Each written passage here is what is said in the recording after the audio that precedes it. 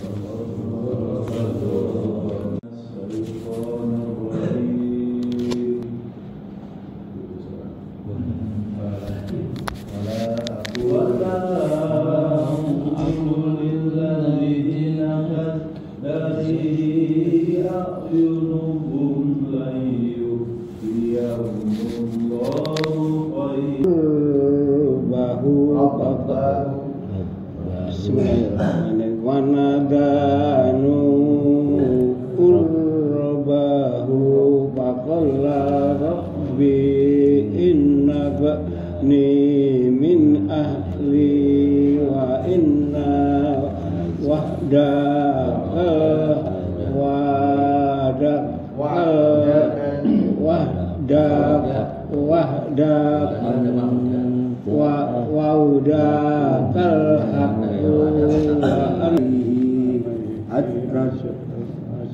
in adriya illa alallati qad fa'tarani afala ta'qilun wa ya'ku wa ya'ku qaumis tastakbiru rabbakum summa tubu inna rabbi ala siratin mustaqim wa inna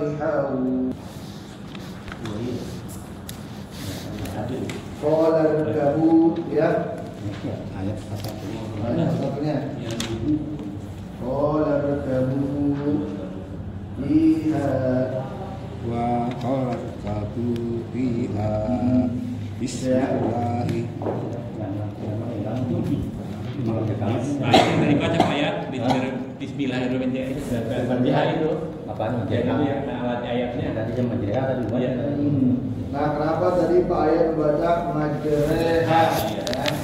Di situ ada namanya imalak. Hukum tajwidnya imalak. Rohnya ada di rek. Kecil ya Pak. Ya, kok ada dalam bahasa Arab rek? Ini satu-satunya.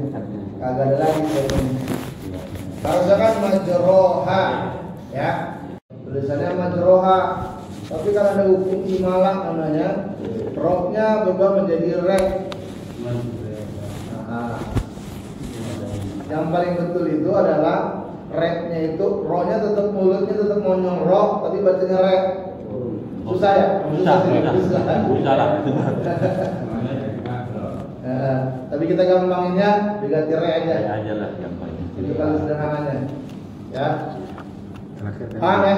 Hukumnya imalah namanya. Dalam tajwid merubah huruf fathah menjadi sebetulnya bukan cuma terdengar gitu. Cuman agak susah mempraktekinnya. Rohnya tetap, mulutnya tetap gitu, majro, tapi bacanya majro, susah. Tapi kita gampangin aja, majreha gitu ya.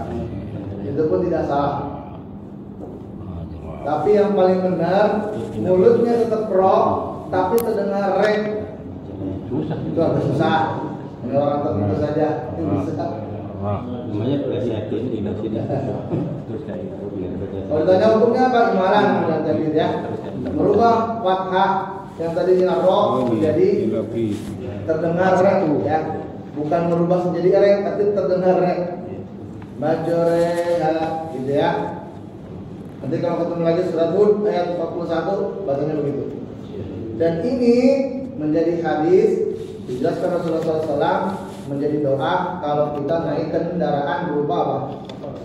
Kapal, feri, sampan ya, sifatnya yang di atas air.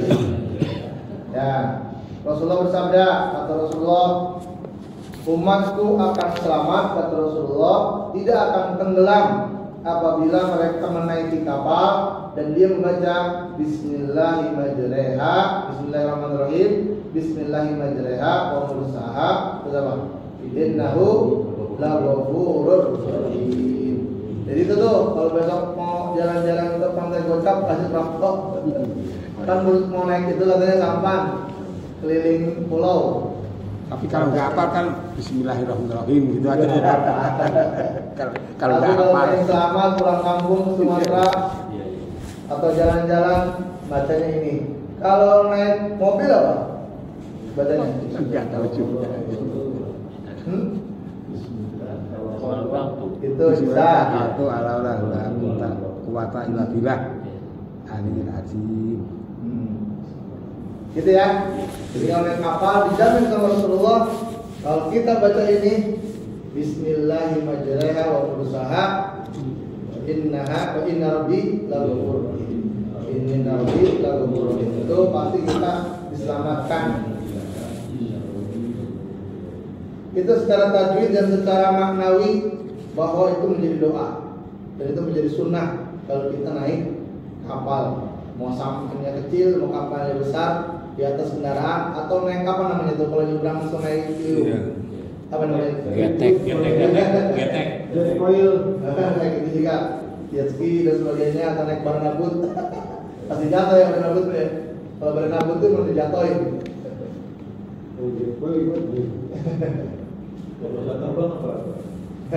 Samain namanya aja. Yang apa tuh?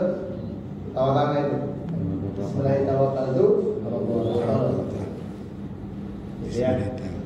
Nah, kemudian kenapa ini menjadi sunnah? Sebab zaman dulu Rasulullah itu belum ada kapal terbang, adanya kapal air. Kebayangnya itu nyebrangin sungai ini, nyebrangin laut merah ya kan? Belum kebayang terbang. Walaupun Rasulullah diajak terbang ketika Isra wal Mi'raj. Tapi orang-orang Arab saat itu ketika Isra wal Mi'raj belum tahu ilmunya, jadi nggak bisa jawab. Ketika ditanya Abu Jahal ketemu Abu Bakar, wahai Abu Bakar, Rasulmu, nabimu udah gila nih, benar-benar gila kata dia. Tapi karena Abu Bakar tuh nggak punya ilmunya, belum dapat ilmunya, manusia bisa terbang. Dia cuma mengatakan, seandainya Rasul mengatakan lebih gila daripada itu, lebih nggak masuk akal daripada itu, aku tetap mengatakan sodaqta ya Rasulullah. Makanya Abu Bakar punya gelar as-siddiq, benerin apa yang dilakukan Rasulullah. Ini luar biasa. Ya, itu makanya kalau sekarang orang tak percaya Isra Mi'raj kebangetan karena sudah ada ilmu dan teknologinya. Kecepatan pesawat terbang berapa Pak Komandan? Kecepatan pesawat terbang berapa? Terkenal ya. Itu berapa itu namanya? Karena dia mengikuti suara kan? Pesawat udah nyampe, pesawat terdengarnya baru belakangan, melebihi kecepatan suara. Itu sudah luar biasa. Itu hari ini. Tapi ini dua ini sama Umar bin Khattab itu masuk orang bahkan berarti dibahas semua. Ya begitu. Nah, kemudian tadi surat Hud ini kita baca dari surat awal tadi ayat pertama sampai selanjutnya bicara tentang kisah Nabi Nuh. Ya. Bagaimana dia berdakwah 950 tahun. Bayangin, dakwahnya 950 tahun. Saya dakwah cuma seminggu sekali aja saya capek banget. Tapi muridnya belum. Murid cuma 90-an. Ini kagak banyak. Ada yang bilang cuma 13, ada yang bilang cuma 30, Iya, betul. ada yang cuma 60, macam riwayat. Itu luar biasa dakwah 90 tahun itu. Bagaimana umurnya? Umurnya lebih dari itu. Itu usia dakwahnya 950 tahun, usianya lebih dari itu. Nah, kisah menariknya dari ayat ini adalah bagaimana ayat selanjutnya 42 ya. Di 42-nya. Ini apa namanya pelajaran untuk kita semua. Dibaca Pak Haji Prapto ayatnya artinya. Bismillahirrahmanirrahim. Dan kapal itu berlayar membawa mereka ke dalam gelombang laksana gunung-gunung. Dan Nuh memanggil anaknya. Adik ayatnya 61 ya Pak ya. Ketika dia anak itu berada di tempat yang jauh terpencil, wahai anakku, naiklah kapal bersama kami dan janganlah engkau bersama orang-orang kafir. Nah, Itu. ini ya. Setelah Nabi Nuh diperintahkan membuat kapal besar, yang membuat kapalnya Pak bukan ada kayunya, belum ada kayunya. Jadi Nabi Nuh kan berdakwah nih ceritanya, udah 950 tahun, kagak ada yang beriman. Dia kesal bener. Dia bilang sama Allah, turun aja bajalah. Dia minta sama Allah turun aja. Tapi kata Allah, yaudah, sekarang ente tanam dulu pohonnya. Tanam dulu pohonnya. Pohon dulu ya. Nanam pohon dulu, bayangin di tengah padang pasir disuruh nanam pohon. Kapan tumbuhnya? Selama dia nanam pohon dari mulai nanam aja udah bilang kita kata-kata gila sama orang. Nabi Nuh nanam pohon di tengah padang pasir mau bikin perahu. Udah habis-habisan dia. Ya kita punya orang tua nih kira-kira tinggal di tengah padang pasir. Bisa logika ya. Disuruh nanam pohon buat bikin perahu. Pak, oh gimana sih? Iya benar. Logikanya. Secara akal nggak masuk akal, gitu ya. Sudah ditanemin, ditumbuhin, baru dibikin perahu. Bikin perahunya pun di atas gunung yang paling tinggi dan nggak tanggung-tanggung bikin perahunya segede-gedenya. Kira-kira orang mikir di padang pasir kapan banjirnya? Gimana bisa banjir gitu kan?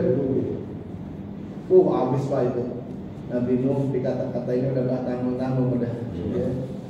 Bahkan dikisahkan kapalnya udah setengah jadi, orang-orang buang air di situ Pak. Masa?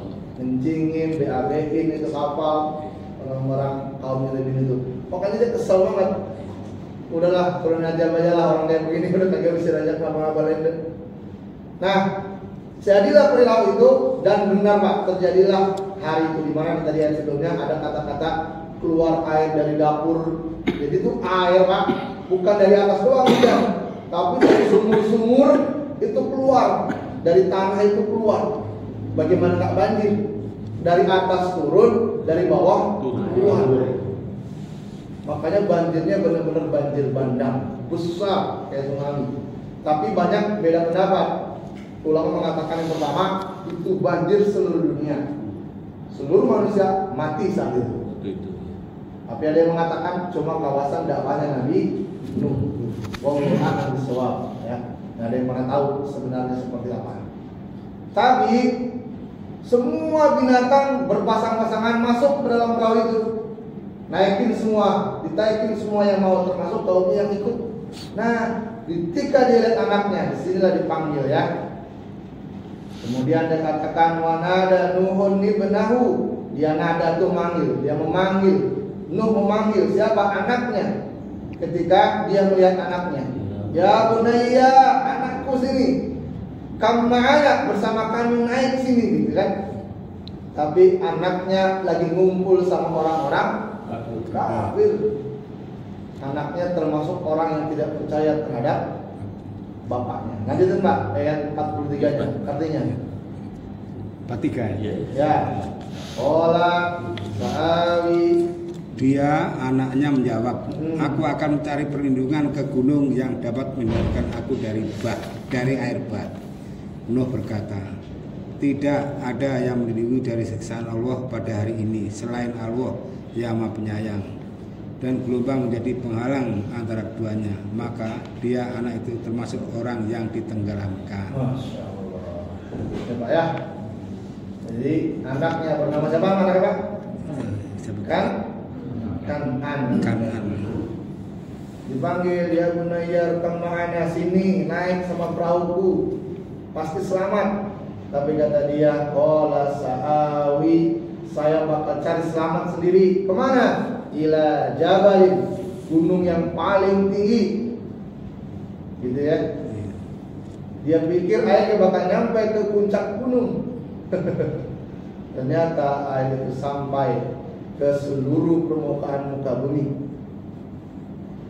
Dan subhanallah, anaknya pun akhirnya dia sangat merelakan walaupun dengan sakit hati, mau tidak mau anaknya tenggelam. Ini catatan penting buat kita semua sebagai orang tua. Di ayat yang lain dikatakan di surat, saya lupa, bahwa kita sebagai orang tua wajib takut kalau kita meninggalkan dzurriyyatan di'afa, keturunan yang lemah.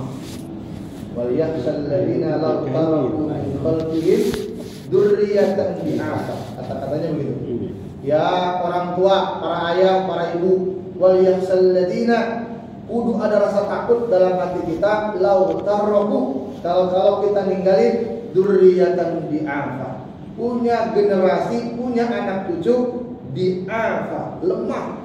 Lemah apanya?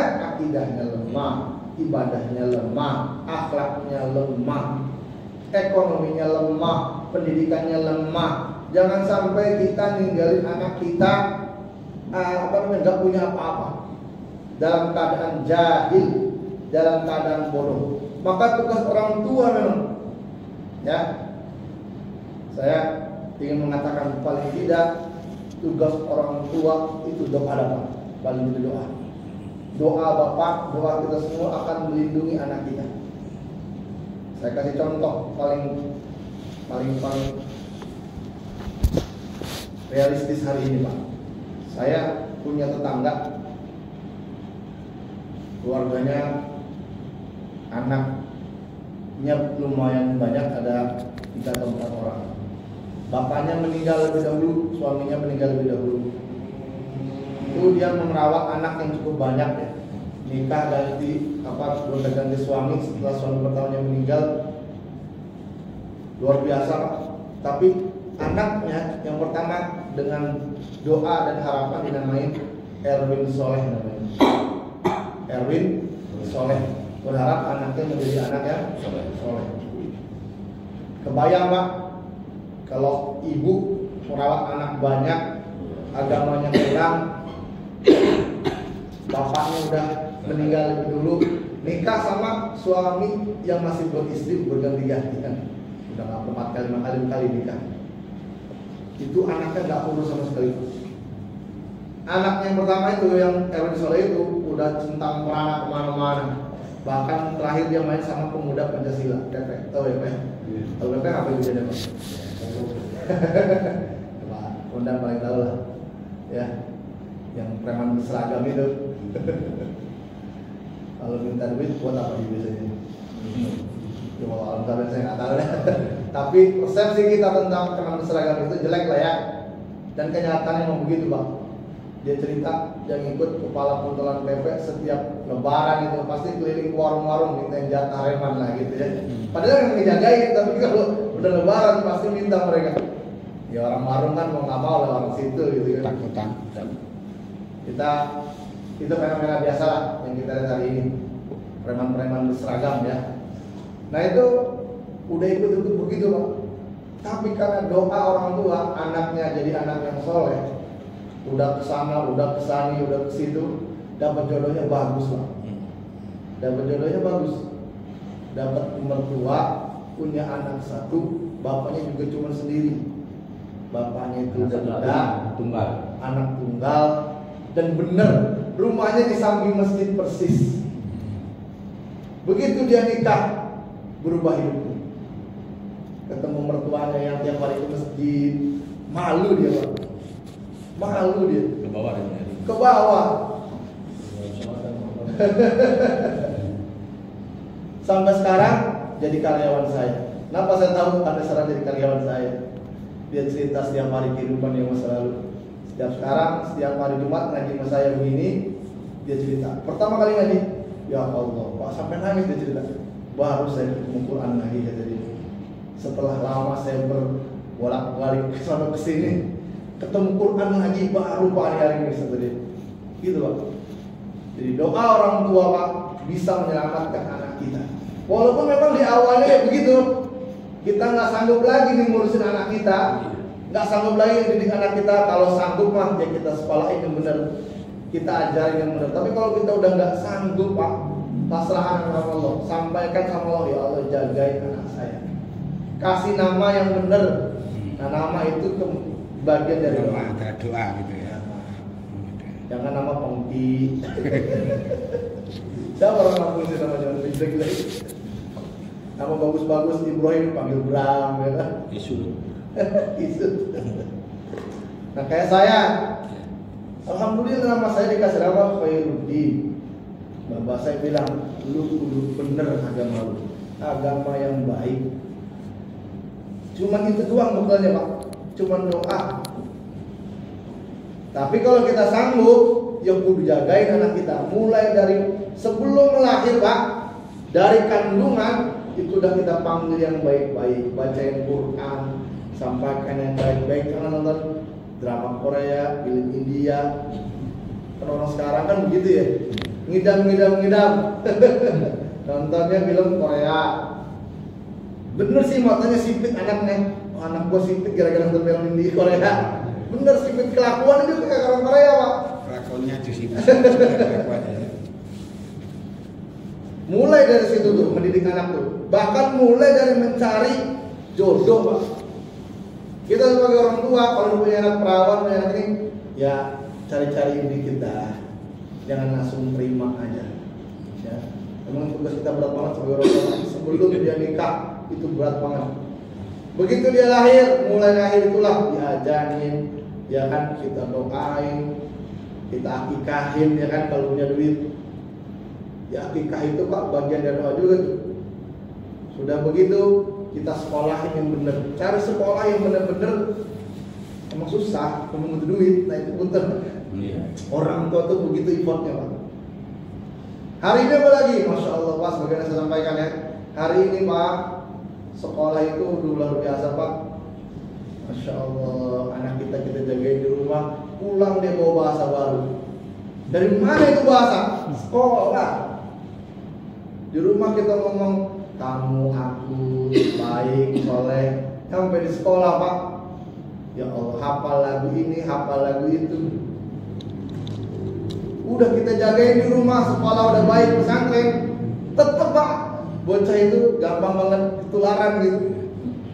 Anak saya di pesantren hari ini Pak, kemarin saya cek laptopnya, jaringannya dipakai buat main game. Susah Pak. Susah ya. Subhanallah. Iya, udah di pesantren padahal Pak. Padahal di pesantren ya. Padahal di pesantren. Akhirnya sampaikan ke Ustaz, tolong jagain anak saya. Pantauan saya dia buka situs-situs game. Tolong dicek laptopnya. Kalau ada sita sebenarnya. Kalau nggak begitu Pak, Masya Allah, kita lepas aja nih dia teknologi. Ini Pak udah kayak pisau nih. Dia bisa buat bunuh orang, dia bisa buat nambah ilmu. Tapi karena anak kecil nggak ngerti, tahunya ya jelek-jeleknya. Maka terjadilah berita kemarin, siswa SMK 16 tahun membunuh satu keluarga. Dengar kan ceritanya kemarin? Beritanya dengar nggak? Cuma gara-gara Allah. Ceritanya di nolak. Subhanallah, hari ini anak kita benar-benar Setan gepeng udah jelek lagi. makanya kan kata si Madi kemarin gitu kan. Ini. Kalau kita orang tua main ini Pak tahu mana jelek mana buruk. Kita bisa bedain ini jelek, butuh. Tapi kalau anak kecil nggak ngerti Pak. Subhanallah tuh anak saya tuh. Sekarang anak kecil namanya baca kelapa gak kayak normal, kasih mah HP aja duduk. Kalian apa? Iya. Makanya tadi jangan sampai kita punya dikasih ujian berupa anak seperti Kan'an. Nabi aja Pak nggak tahan kalau punya anak semacam itu. sudah sunatullah. Ada anak di antara anak-anak kita tidak semuanya benar. Salah satunya ini seperti Nabi Hanan. Maka yang paling penting buat kita jaga dengan doa. Dia nggak benar di waktu kecil, di waktu remaja nggak benar, insya Allah doa ikhlas kita tembus ke langit, ketika besar dia selamat. Itu banyak kejadian, banyak kejadian. Mulai dari ngasih nama yang benar kepada anak, ya. Jadi jangan malu-malu kasih nama Muhammad. Kalau sekarang kan takut. Jangan malu-malu kasih agama dalam namanya. Itu menjadi bagian dari doa buat kita. Saya kasih nama anak saya pertama dari Sajid Nabiha, tukang belajar, namanya Daris Sajid. Dia tukang belajar, dia tukang sujud. Mudah-mudahan menjadi doa. Anak yang kedua terinspirasi SBY, waktu zaman SBY sama Prabowo lagi ganteng-ganteng ya gagah-gagahnya. Saya punya anak militer, namanya Askar, Bu. Askar At-Taqi, militer yang takwa. Lepas banget bacanya. Kagak ada gagah-gagahnya. Ya nggak apa-apa, nanti mudah-mudahan biasa lulusan perguruan tinggi bisa masuk militer, Pak ya? Bagus. Bisa ya, Pak ya? Apa lulusan apa? Bagus. Lulusan perguruan tinggi. Nah ini Pak, Tala perguruan tinggi, dari perguruan tinggi. Bisa ya? Bisa. Tapi tadi tanamnya apa dia? Kita belum jauh tanam. Ya, kalau mungkin nanti mungkin yang kenal. iya, masa pengen banget punya anak, salah satunya militer gitu. Terinspirasi SBY dan Prabowo gitu ya. Namanya saya kan namanya Askar, tapi ada belakangnya At-Taqi, militer yang takwa. Itu bagian dari doa. Jadi kita menjaga anak mulai dari alamatnya, seterusnya, sekolahnya, memang berat. Itu kok ya bener, itu pun bener gitu. Tapi paling enggak kedepannya kita harapkan kita udah nggak ada, Allah yang jagain. Ya Pak ya, walaupun Bapak udah punya anak, udah pada nikah, udah pada keluarga, jagain pakai doa-doa kita. Doa terus Pak. Doain aja. Kan mengatakan ini kan yang kita dengar dari orang itu kan yang anak cuma Orang, tapi dengan membakar diri. Saya nggak sama pengajaran saya, duduk ngajarin orang lain. Saya serahin ke orang lain. Makanya saya sekolahin yang darah bener. Tolong Ustaz, jagain anak saya. Sebab perda itu Pak, kayak saya ini waktunya habis buat di luar. Anak saya nggak kepegang. Seperti Nabi gitu kira-kira. Ya. Haji, anak kita doain. Pakai bahasa Arab susah, bahasa Indonesia aja. Ya Allah, selamatkan anak saya dunia dan akhirat. Kalau yang paling gampang itu Rabbana hab lana min azwajina wa dzurriyyatina qurrata a'yun waj'alna lil muttaqina imama. Itu paling gampang ya. Rabbi ja'alna muqimas sholata min dzurriyyati. Jadi anak saya gemar sholat. Enggak hari ini enggak apa-apa, tapi besok tuanya tolong deketin dia sama masjid. Kayak ini Ustaz, kejadiannya itu waktu dia sakit pingsan ibu. Doanya ayah itu yang paling manjur, sedangkan ibu sumpah. Ya. Makanya kalau ibu dijumpain jadi batu dia. Nah kalau ayah juga hanya dari kan bersama-sama. Bismillahirrahmanirrahim. Bismillahirrahmanirrahim. Innal insana lafi khusrin illa alladziina aamanu wa 'amilus shalihati wa tawassaw bil haqqi wa tawassaw bis sabr. Subhanakallahumma wa bihamdika asyhadu an la ilaha illa anta